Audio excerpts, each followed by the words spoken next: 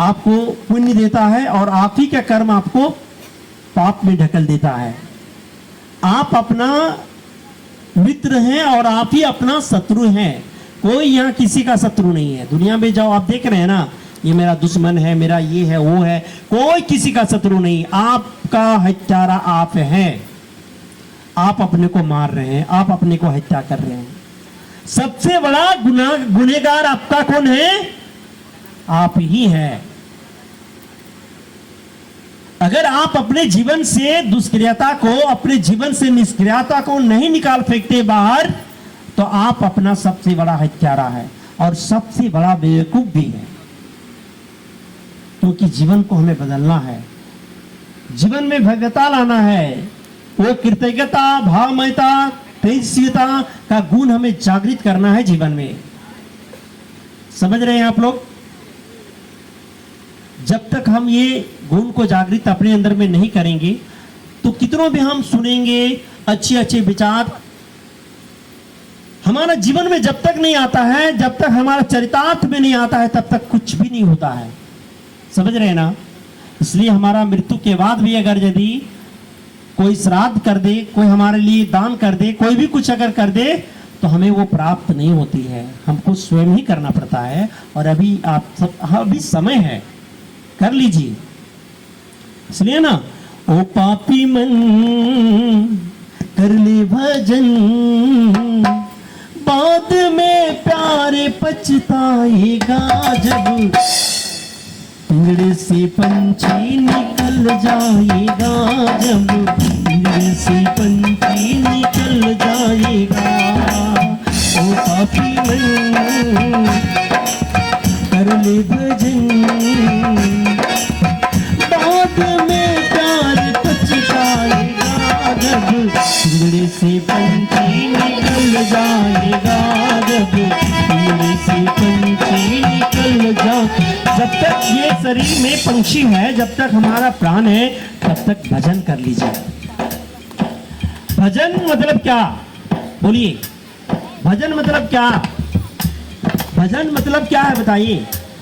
ये गाना बैठ के तंबूरी और ये भजन कीर्तन जो हम लोग उसको भजन कहते हैं, अपना जीवन को शुभ बना दीजिए, वही आपका भजन हो गया। अपना जिंदगी को बेहतर कर लीजिए, यानी समझदारी के साथ अपना जिंदगी को बिताइए। अपना निरीक्षण कीजिए, अपने आप को ढूंढिए, अपने आप को देखिए कि मेरे से कुछ गलती हो रहा है क्या। आज हम क्या करते हैं? दूसरों को गलती ढूंढते हैं। वो इसने गलत कर दिया, इसकी वजह से ये हो गया, वो उसने कर दिया, है ना? हम लोग सबसे आसान कौन होता है घर में? पत्नी, है ना? कुछ भी अगर यदि कहीं गलती हो गया तो सारा गुस्सा पत्नी पे उतार दो, है ना? तेरी वजह से हो गया, तुमने ऐसे बोला, तू ऐसे बोली तभी तो हुआ, ऐसा हम लोग बोलते हैं। यानी हमेशा दूसरों पे आरोप लगाते हैं।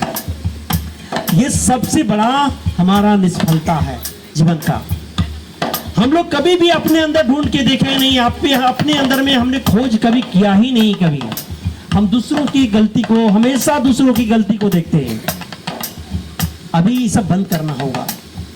अभी मेरी बातों में कभी कभी बड़ी कड़वा निकलता है ना, तो लोगों को लगता है अरे क्या, सच में मैं बता रहा हूं कि आपको बदलना होगा।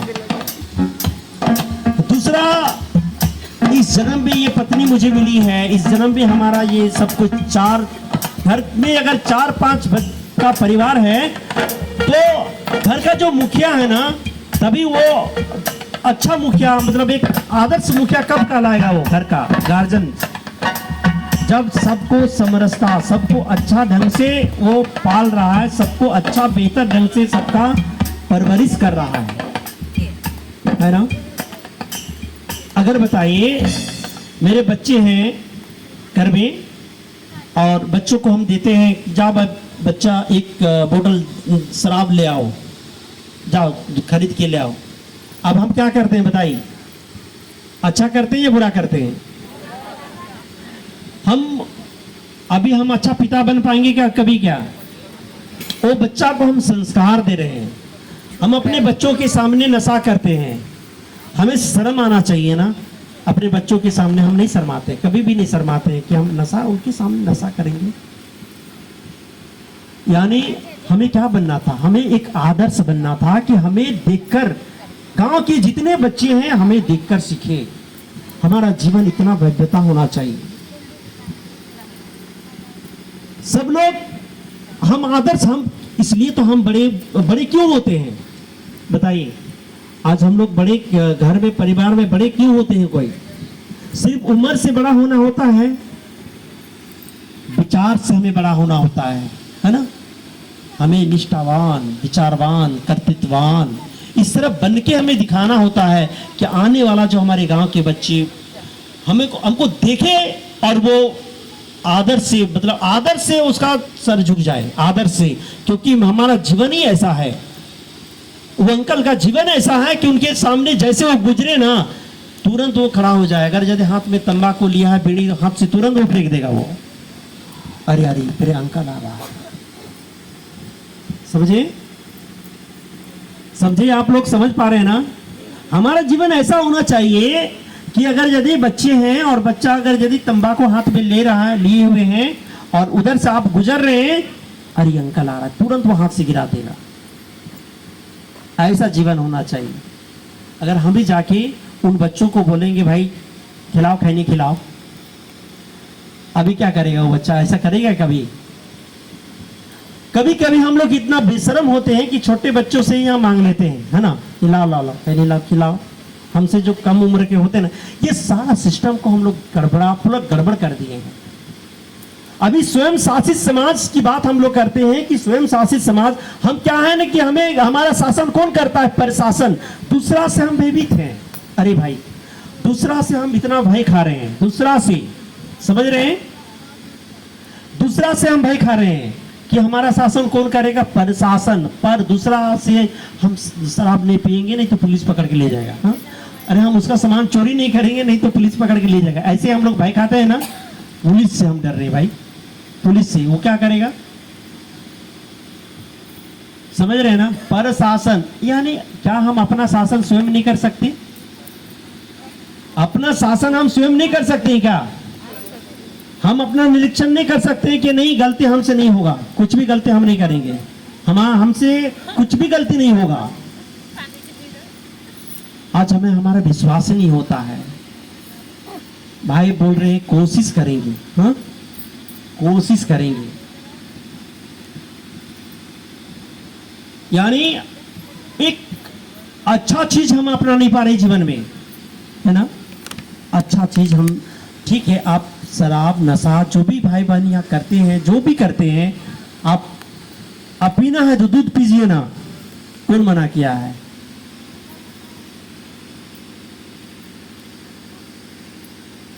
अगर आप लोगों को पीना ही है तो दूध पी लीजिए, क्या प्रॉब्लम है बताइए? कुछ दिक्कत है क्या? नहीं है ना। पर हम ऐसा, देखिए, हम कभी ऐसा ना करें कि समाज को हम, ये भी बहुत बड़ा हत्यारा होता है ना, समाज का हत्यारा। अगर हम समाज को नीचे की अगर लेके जाते हैं, हमारा गांव है, इतना सुंदर गांव है आपका, है ना, यहाँ के जितने बुजुर्ग हैं सबको थोड़ा सा चरित्रवान बनना है, सबका आदर्शवान बनना है। आप करते भी हैं, कोई बात नहीं, आपका आदत हो गया है, लेकिन ऐसा कि कोई बच्चा जिसे देखे नहीं, है ना, क्योंकि हमारे बच्चे बिगड़ जाएंगे। हमारे बच्चे फिर ऐसा करेगा, हम करेंगे तो हमारे बच्चे भी ऐसे बन जाएंगे। समझ रहे हैं आप लोग? इस समाज को अगर यदि बनाना होगा तो सबको समझना होगा, सबको समझदारी लाना पड़ेगा कि नहीं, हमें इस गांव में ऐसा नहीं होने देंगे, इस गांव को एक आदर्श गांव बनाएंगे। आप बताएं, आदर्श गांव अगर यदि हम कोई बमरियापड़ा को बनाना होगा तो क्या, कौन आदर्श बनेगा? यहाँ का गांव आदर्श बनेगा या यहाँ का बच्चा बनेगा, यहाँ के लोग बनेगा आदर्श? बताइए कौन बनेगा? गांव के लोगों को आदर्श बनना पड़ेगा, तभी गांव आदर्श बनता है। एक एक व्यक्ति भी उस आदर्श विचार को लाना पड़ेगा कि दूर दूर से गांव को देखने के लिए एक लोग आया कि आदर्श गांव है बमरियापड़ा, एक हिंदुस्तान में एक गांव है, एक आदर्श गांव है। सभी लोग देवता की तरह जिंदगी जीते हैं। इस गांव में किसी के घर में ताला नहीं लग रहा है ना? इस गांव में किसी के घर में ताला आज तक नहीं लगा, रिकॉर्ड है। क्या ऐसा नहीं हो सकता है? ऐसा गांव हम लोग नहीं बना सकते हैं कि हमारे गांव में, हमारे घर में ताला नहीं लगेगा। काहे ताला लगाएंगे हम भाई? हम क्यों लगाएंगे? हम अपने गांव का निरीक्षण हम खुद से करेंगे। हम अपने गांव में गलत होने भी नहीं देंगे और किसी से गलत, मतलब कोई गलत यहाँ के करके जा भी नहीं सकता मेरे गांव से। इतना हमारे अंदर में दक्षता होना चाहिए, इतना हमारे में पावर होना चाहिए, इतना हमारे में क्षमता होनी चाहिए। समझ पा रहे हैं ना? यानी हम लोग राम राज की बात करते हैं, हम लोग राम राज की बात करते हैं। हम लोग आज बहुत सारे नेता लोग जब ये कहता है कि राम राज लाएंगे, राम राज लाएंगे, तो मेरा माथा हम पीट लेते हैं सोच के, अरे अरे क्या बात करता है, या वो भी नेता लोग बात करता है ना? कोई गांव की गरीब लोग, ईमानदार लोग बात करते तो विश्वास भी होता है ना। जब नेता बात करता है कि राम राज लाएंगे, अब बताइए कैसी लाएगा राम राज, बता दीजिए। क्या राम का आदर्श उन्हें पता है? राम का जीवन क्या था उनको पता है? क्या राम राज में सिर्फ राम ही अच्छे थे? ऐसा नहीं है। राम जैसे जैसे बड़े ही लोग थे और उस प्रकार का निष्ठावान सभी लोग थे। वशिष्ठ ने 60,000 उनके आश्रम में 60,000, विश्वामित्र के आश्रम में 60,000, इस तरह कई कई पीढ़ी तक उन्होंने बनाने का निर्माण किया था। राम राज अगर आया तो वशिष्ठ का तप के कारण, विश्वामित्र के तप के कारण रामराज आता है, ऐसे नहीं आ जाता है रामराज। क्या ऐसी कितना लोग हैं समाज में, कितना लोग इस प्रकार का प्रयत्न कर रहे हैं समाज को बनाने के लिए, समाज को उठाने के लिए। रामराज यानी स्वयं शासित समाज, अपना शासन स्वयं करना है। एक रामराज का एक मैं दृष्टांत बताता हूं, एक छोटी सी दृष्टांत। रामराज, एक शंख और लेख, दो भाई थे, है ना? एक का नाम क्या था? शंख, और दूसरा का नाम लेख। अभी बचपन में बड़े ही प्रेम से लोग रहते थे, बड़ी ही माँ अभी माँ जब होती है ना, तो माँ देखिए जब बच्चे छोटे होते हैं तो कितना क्लोज रहते हैं, कितना प्रेम से रहते हैं, है ना? फिर रामराज की मैं बात बता रहा हूँ। देखिए कैसा भाई भाई में प्रेम। बड़े हो गए, बड़े होने के बाद क्या है, उन लोगों ने आश्रम उनके पापा चलाते थे, तो उस आश्रम को उन्होंने बंटवारा किया, यानी आश्रम को 2 भाग में बांट लिया, है ना? अभी वो उनके आश्रम में 60,000 बच्चों को पढ़ा रहा है। वो ये ज्ञान का शिक्षा, कृतज्ञता, भावमयता, तेजस्विता, आत्मीयता, ये जो तेज वृत्ति है एक एक बच्चों में होना चाहिए, और वो जीवन में ऐसा चुना। और वो लेख और शंख क्या कर रहे हैं कि बच्चों का जीवन बदल रहे हैं, यानी कई कई पीढ़ी तक ऐसा चल रहा है। तो लेख, और थोड़ा सा एक दृष्टांत से समझना है। दोनों आश्रम चला रहे थे। एक दिन क्या किया, लेख चले जाते हैं शंख के अपने भाई के आश्रम में, और वहां जाकर बगल में, आश्रम के बगल में वो जाते हैं, और बगल में एक आम का, जैसे कि आम का वृक्ष है ना, आम के वृक्ष में जाके और वहां से एक फल तोड़ते हैं। पका हुआ आम था, उस फल को तोड़ते हैं, और उस फल को तोड़ने के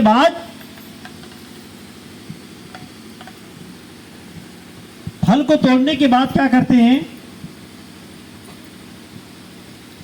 खा लेते हैं। अभी इधर से भाई शंख आता है, और शंख ने कहा कि भैया आपने क्या कर दिया? लेकिन वो आम को खा गया, है ना, तोड़ के। उन्होंने कहा भैया आपने क्या कर दिया? आपने तो, आपसे पाप हो गया, चोरी का आपका अपराध लग गया भैया। अभी किस बात से वो चिंतित है उसका भाई? बोलिए, क्या आपको चोरी का अपराध लग गया, आपको पाप हो गया? अभी शंख ने कहा कि पाप लग गया, लेकिन ने कहा अरे क्या, ये तो तुरंत समझ गया, वो ये आम तेरे आश्रम के अंदर में है, उन्होंने कहा हाँ भैया, ये तो आम का वृक्ष मेरे हिस्से में है, ये आम का वृक्ष मेरे हिस्से में है। ओ, तेरे हिस्से में है? अरे मैंने तो समझा कि ये जंगल का हिस्सा होगा, इसलिए मैंने उसको तोड़ के खा लिया। अरे भाई, तो मैंने तो पाप कर लिया। तो उन्होंने कहा कोई बात नहीं भैया, अगर आपसे पाप हो गया तो इसका भी प्रायश्चित है ना। आप एक बात, आप हर चीज का तो पाप जब है तो पाप का प्रायश्चित होता है। तब वो संत कहते हैं नहीं नहीं, हमसे अपराध हुआ है। अब वो कहाँ जाते हैं? राजा के पास जाते हैं। उस समय का इंद्रधुम राजा थे, और वो इंद्रधुम राजा के पास जाते हैं और वो बोलते हैं कि महाराज, हमने चोरी करने का पाप किया है। उन्होंने कहा बताओ बताओ, कौन सा क्या क्या चोरी हो गया? तब उन्होंने कहा कि मैंने अपना भाई के मतलब आश्रम से मैंने आम मैंने चोरी कर लिया है ना, और मैंने खा लिया। ये अपराध मुझे, मेरा चोरी का अपराध हो गया। राजा ने कहा कि नहीं, तो चोरी का अपराध यह तभी होता है जब कोई आके तेरे नाम पे मुकदमा करता है, कोई आके तेरा कंप्लेन करेगा तभी ना। कोई तो अभी कंप्लेन किया नहीं, तो हम कैसे मानेंगे तूने चोरी किया? और तूने इसको, इस चीज को स्वीकार किया, इसका मतलब क्या है ना कि तू तेरा प्रायश्चित हो गया। तब संघ कह रहा नहीं नहीं, मैंने चोरी का अपराध हुआ है हमसे, तो मुझे आप सजा दो। और राजा कह रहे नहीं, मैं सजा तुझे कैसे दूं? कोई जब तक कंप्लेन नहीं करेगा, तेरे नाम से कोई यहाँ मुकदमा नहीं करेगा, तब तक हम तुझे सजा नहीं दे। उसमें भी प्रूफ होना चाहिए। अगर सिर्फ वो मुकदमा कर दिया तो नहीं होगा, प्रूफ होना चाहिए। ये पूरा अगर सशक्तता हो गया तब तेरा सजा होता है, ऐसे हम सजा नहीं दे सकते। अभी संघ कह रहा है कि महाराज आप इतना तो बता दीजिए कि चोरी का क्या सजा आप देते हैं? अगर कोई चोर पकड़ाता है तो चोरी का क्या सजा होता है, बताइए। इंद्रधुम राजा ने कहा कि चोरी का सजा यहाँ एक ही होता है कि अगर चोरी कोई करता है और इस अपराध सिद्ध अगर होता है तो उनका दोनों हाथ काट दिया जाता है। समझ गए? क्या होता है? दोनों हाथ को काट दिया जाता है चोर को। अभी वो संत ने क्या किया? अपना दोनों हाथ काट दिया। संघ ने क्या किया? दोनों हाथ काट दिया। इसका मतलब इससे क्या आप समझ पा रहे हैं, बताइए? कि गलती से भी अगर यदि हम कुछ गलत काम कर दिए तो इसका भी प्रायश्चित। गलती से भी हम गलत काम नहीं कर सकते। वो तो जानबूझ के आम नहीं तोड़ा था ना, गलती से तोड़ा था। इसलिए गुनाह गलती से भी हमें नहीं करना है। अगर यदि गलती से भी हम करते हैं तो इसकी सजा मुझे होना चाहिए। ऐसा है राम राज। समझ रहे हैं? इसे कहते हैं राम राज। और एक दृष्टांत राम राज का था। जब अंत होता है, काल पुरुष का आगमन होता है, राम और अपना अष्टमंडलियों के साथ वो कुछ बड़ा चर्चा में मीटिंग होता है कुछ राज के लिए, अपने राज के लिए, राम राज के लिए।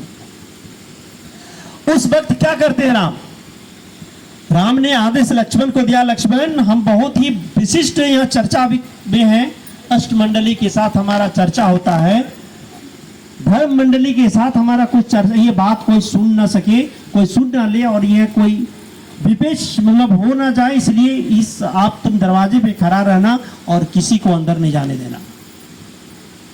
उसी समय काल पुरुष आता है और काल पुरुष आके कहा कि मुझे अभी तुरंत राम से मिलना है, राम से मुझे मिलना है।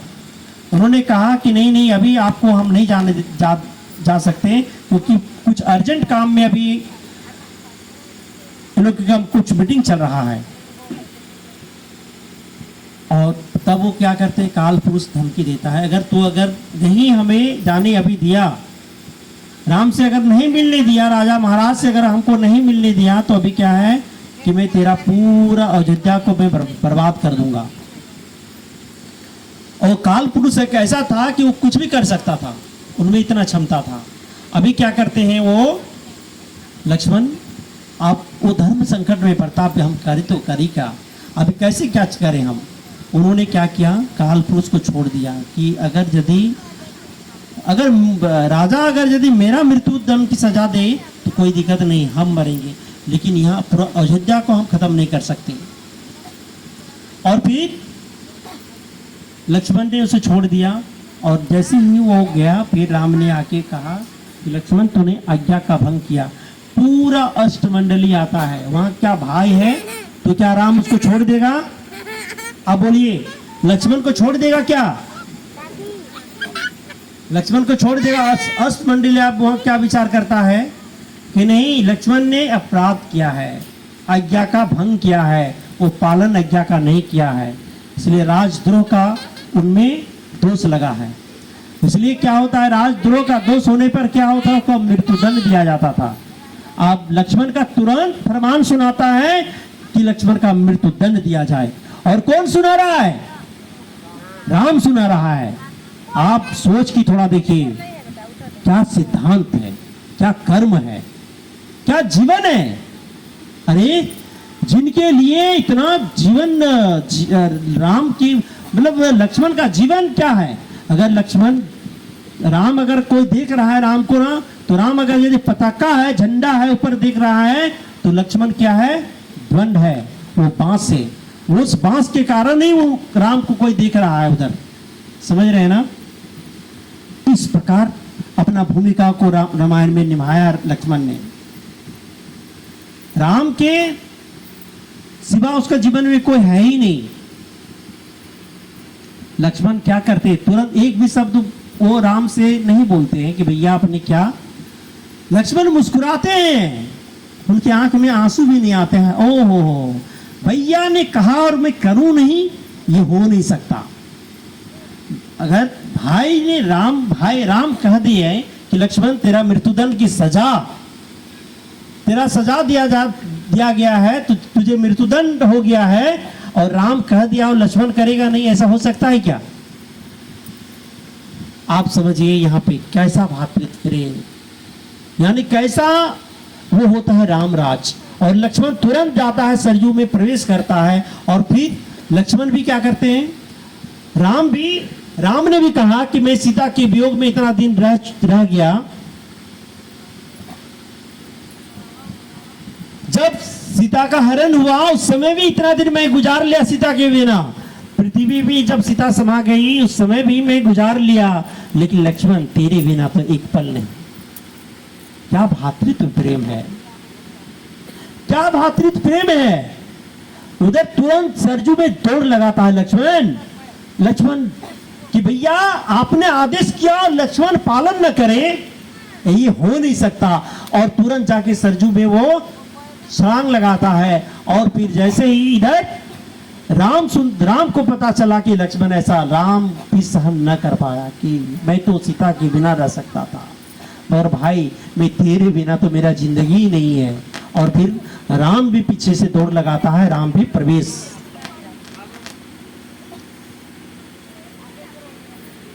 कहने का अर्थ है ये होता है राम राज। अभी क्या कैसा ऐसा त्याग है क्या आज के नेताओं में? यानी स्वयं शासित समाज की जब मैं बात बताता हूं ना, यानी अपना शासन स्वयं करना है, अपना शासन स्वयं करना है, अपना निरीक्षण स्वयं करना है, अपना दोष स्वयं ढूंढना है कि मेरे में क्या दोष है, मेरे में क्या मतलब दोष है, अपने में निरीक्षण करना। हम रोज प्रतिदिन दूसरों को दोष देखते हैं, दूसरों को ही हम दोष हमेशा देने, दूसरों को पे ही हम लोग आरोप लगाते हैं। यही हमारे सबसे बड़ा दुष्क्रियता है हमारा जिंदगी का, हमारा जिंदगी का सबसे बड़ा निष्क्रियता है कि हम दूसरों को आरोप लगाते हैं। हमने कभी अपने और देखते ही नहीं है, अपने आप को बनाने की कोशिश करते नहीं है कि मैं भी बन सकता हूं, मैं भी वो मुकाम हासिल कर सकता हूं, मैं भी कुछ कर सकता हूं, आई कैन डू की जो वृत्ति है हम लाने की कोशिश नहीं करते। अगर हम